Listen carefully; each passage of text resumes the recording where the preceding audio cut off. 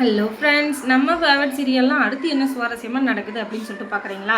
இந்த தீபிகாவை எல்லாருமே ஒரு கல் நெஞ்சக்காரி, ஒரு ராட்சசி, அந்த மாதிரி ஒரு பெரிய அளவுக்கு தான் அவளை ஒரு சந்திரமுகியாக கூட ஃபீல் பண்ணியிருக்காங்க நம்ம மக்கள். ஆனால் அவங்களுக்குள்ளேயும் ஒரு ஈரம் இருக்குது அப்படின்னு சொல்லிட்டு அவங்க இன்றைக்கி நிரூபிச்சிருக்காங்க. அது எப்படி அப்படின்னு சொல்லிட்டு பார்க்குறீங்களா?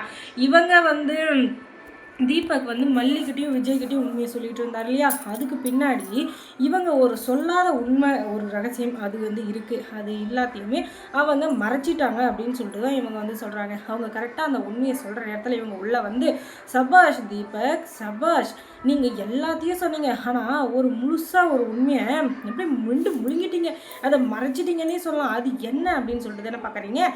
என் தம்பியோட மரண வாக்குமூலம் அவன் சாவுற நேரத்தில் அவன் மரண வாக்குமூலத்தை பதிவு பண்ணிட்டு தான் அவன் செத்து போயிருக்கான். அதுக்கு காரணம் மல்லினும் அவன் எழுதி வச்சுருக்கான். அதுவும் இல்லாமல் அந்த மரண வாக்குமூலத்தில் எல்லாமே தெளிவாக இருக்குது. இதுக்கு மேலே அந்த மல்லி தப்பிக்கவே முடியாது அப்படின்னு சொல்லிட்டு என்ன சொல்கிறேன், எனக்கு ஒன்றுமே புரியலதும். உங்களுக்கும் அந்த விஷயம் தெரியும்னு எனக்கு நல்லாவே தெரியும். ஆனால் நீங்கள் ஏன் அதை மழுப்புறீங்க அப்படின்னு சொல்லிட்டு எனக்கு தெரியல. அதுக்காக நான் ஃபீல் பண்ணுறேன் அப்படின்னு சொல்லிட்டு பார்த்தீங்கன்னா, ஆமாம், ஏன்னா இறந்தது ஏன் தம்பி தானே. அவன் மேலே பாசத்தை கொட்டி கொட்டி அளந்து அவனை எவ்வளோ அழகாக வளர்த்தானே எனக்கு மட்டும்தான் தெரியும். அவனுடைய ஒவ்வொரு அசைவிலையும் ஒவ்வொரு இதுலேயும் அவனை நான் அணுவணுவாக ரசித்தேன். அவனை என்னுடைய முதல் குழந்தையாக தான் நான் பார்த்தேன். அவனுடைய ஒவ்வொரு அசைவையும் ரசித்து ஒரு அம்மா எப்படி பார்ப்பாங்களோ அந்த மாதிரி தான் நான் அவன் மேலே பாசத்தை கொட்டி கொட்டி வளர்த்தேன். ஆனால் நீ பண்ண ஒரே வேலைனால அவன் இறந்துட்டான். அதுக்கு காரணம் நீ தான். அவன் உன்னை பிடிச்சிருக்குன்னு சொல்கிறப்ப நீ ஒன்று பிடிச்சிருக்குன்னு சொல்லணும், இல்லை இல்லைன்னு சொல்லிடணும். அதை விட்டுட்டு நீ யார் என்ன அப்படின்னு சொல்லிட்டு அவனை கேட்டிருக்க. அதுவும் இல்லாமல் ஒரு வாயிலாக போச்சு. அதை போய் உங்கள் வீட்டில் சொல்லி உன் அண்ணன் போய் அவனை அடித்து உன் அண்ணி தகாத வார்த்தையால் பேசி கடைசியில் எல்லாத்துக்கும் பதில் சொல்ல முடியாமல் அவன் இறந்தே போயிட்டான்.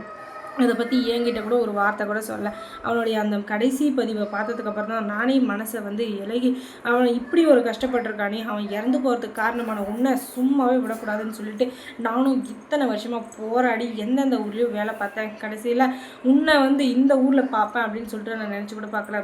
உனக்காகவே ஒவ்வொரு வருஷமும் ஒவ்வொரு ஊராக ட்ரான்ஸ்ஃபர் ஆகிட்டு போயிட்டே இருப்பேன், ஏதாச்சும் ஒரு தப்பை பண்ணிவிட்டு. அதனால நான் தப்பு பண்ணிட்டு தான் அந்த இடத்துக்கு வந்தேன்னு சொல்லிட்டு இல்லை, உன்னை பழி வாங்கிறதுக்காக, உன்னை கண்டுபிடிக்கணுன்ற அந்த ஒரு வைராக்கியத்துக்காக தான் இத்தனை நாளாக இந்த தப்பெல்லாம் நான் செய்கிற மாதிரி ஆயிடுச்சு.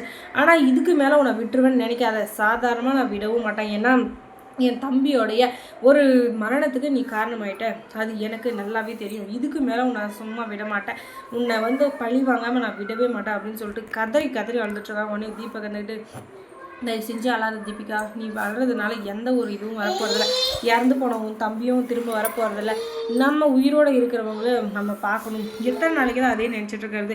வாழ்க்கையில் கஷ்டன்றது எல்லாருக்கும் வரத்தான் செய்யும். அதுக்காக அந்த கஷ்டத்தையே நினச்சிட்டு இருந்தால் வாழ்க்கையில் வேறு எதுவுமே நீ இருக்காது. அதனால் தயவு செஞ்சு அதை மறந்துடணும். எப்படி மறக்க சொல்கிறீங்க? ஒரு பெத்த பிள்ளைய 10 மாதம்தான் அந்த தாய் கூட வயிற்றுல சுமப்பா. ஆனால் என் தம்பியை 20-25 வருஷமாக நான் என் நெஞ்சிலையும் என் தோல்லையும் மார்லையும் போட்டு அவனை வளர்த்துருக்கேன். அவனை எப்படி என்னால் மறக்க முடியும்?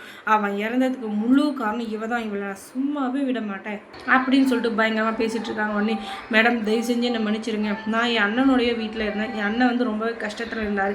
என் அண்ணி பண பேயாக இருந்தாங்க.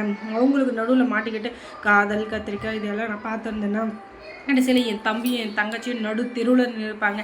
அதுக்கப்புறம் நான் என்ன பண்ணியிருக்க முடியும் சொல்லுங்கள்? அவங்களுக்காக தான் அத்தனை வருஷமாக அந்த ஊரில் நான் வாழ்ந்தேன். ஆனால் அவங்களுக்கே ஒரு பிரச்சனைன்னு வர்றப்ப நான் எப்படி அவங்க பக்கம் நிற்காமல் உங்கள் தம்பியை காதலிச்சு கல்யாணம் பண்ணிக்கிட்டு சுயநலமாக நான் வேறு இடத்துக்கு போயிட முடியும்? நீங்களே சொல்லுங்கள். அதுக்கப்புறம் என் தம்பி என் தங்கச்சி என்னை பற்றி என்ன நினச்சிருப்பாங்க? அதுக்கப்புறம் வாழ்க்கையில் இனிமேல் எதுவுமே இல்லைன்னு நினச்சிருப்பாங்க. அந்த மாதிரி ஒரு கொடுமையான சூழ்நிலையே நான் அவங்களுக்கு கொடுக்கக்கூடாது அப்படின்னு சொல்லிட்டு நினச்சேன். அதனால தான் நான் தட்டி கழித்தேன். ஆனால் அவர் இவ்வளோ பெரிய முடிவு எடுப்பார்னு நான் நினச்சி கூட பார்க்கல.